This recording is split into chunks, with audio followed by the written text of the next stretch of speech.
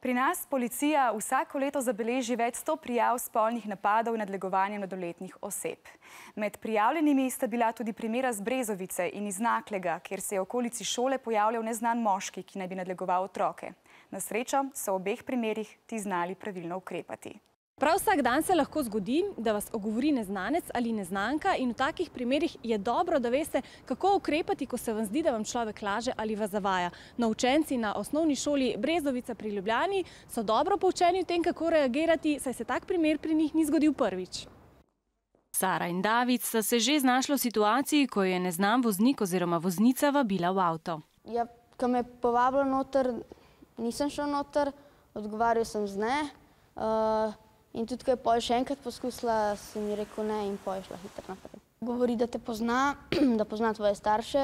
Osebe ne poznaš in ta oseba hoče nekaj od tebe in pač tako osebo se ne pogovarjaš. Vsaka oseba, ki se sprehaja pred šolo, še nima slabih namenov in vas ne želi zavesti. Če se ob kom ne počutite prijetno, pa je dobro, da upoštevate nasvete Brezovčanov. Da se ne pogovarjajo z osebo, če jo ne poznajo, tudi če reče, da pozna starše, da ne stopiš v avto v nobenem primeru in tudi, če ti ponudi karkoli, ne vzameš tega. Če imaš priložnost, da zapišeš register, kaj si zapišeš.